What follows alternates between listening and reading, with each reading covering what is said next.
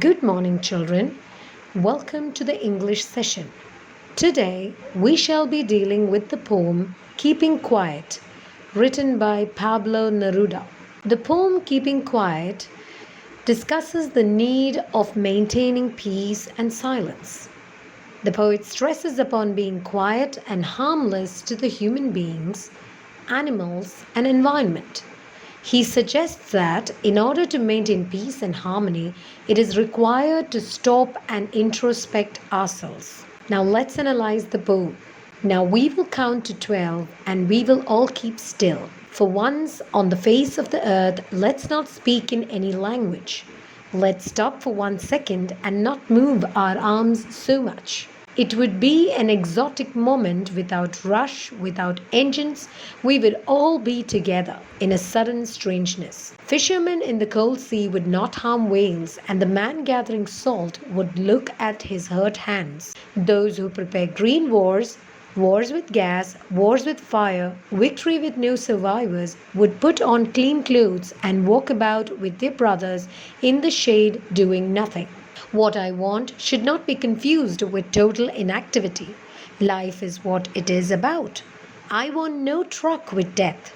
If we were not so single-minded about keeping our lives moving and for once could do nothing, perhaps a huge silence might interrupt the sadness of never understanding ourselves and of threatening ourselves with death. Perhaps the earth can teach us as when everything seems dead and later proves to be alive. Now, I will count up to 12 and you keep quiet and I will go.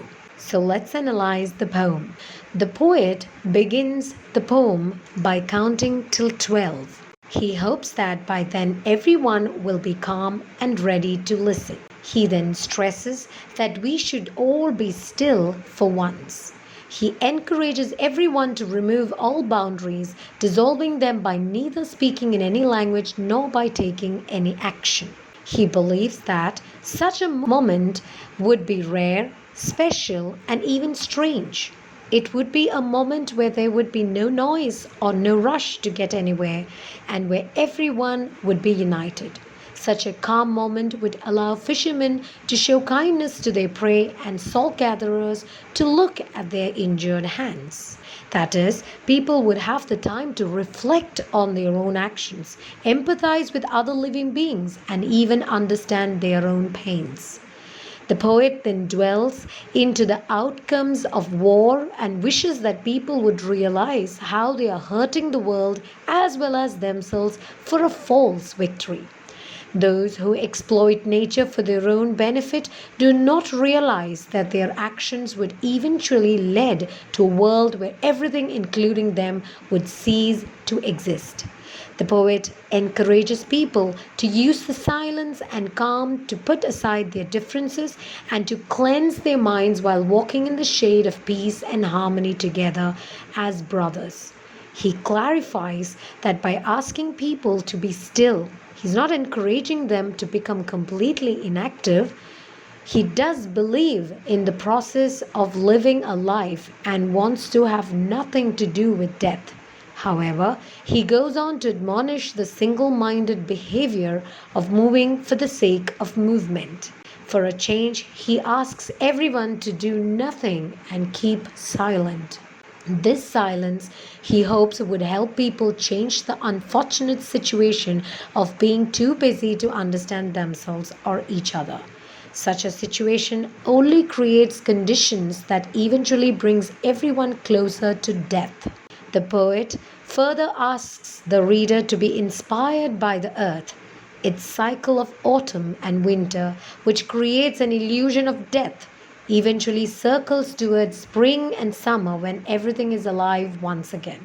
Similarly, we too need to nurture life and not destroy it. The poem closes with the poet repeating that he will count to 12 and that the readers should keep quiet while he leaves them alone to ponder on his words. Now let's analyze the literary devices used in the poem. The first one is alliteration. Alliteration is a repetition of the first consonant sounds. In the first and the second line of the first stanza, we can find the words we will. Here, were sound is repeated. In the third line of the third stanza, we can find the word we would. Again, were sound is repeated.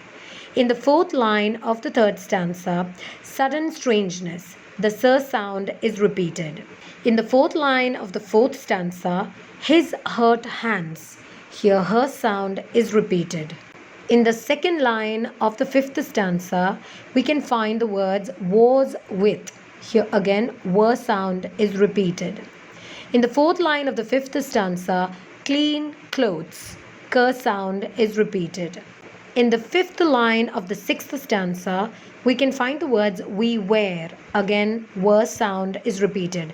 And in the same line, we can find the words so single-minded. Here, sir sound is repeated. The second literary device used is anaphora. Anaphora is two or more consecutive lines starting with the same word. Here, the word let's is repeated in the second and the third line of the second stanza. Let's not speak in any language and let's stop for 1 second. The third literary device used is repetition. The use of war is repeated in the second line of the fifth stanza. With that, we have come to the end of our session. Thank you and have a nice day.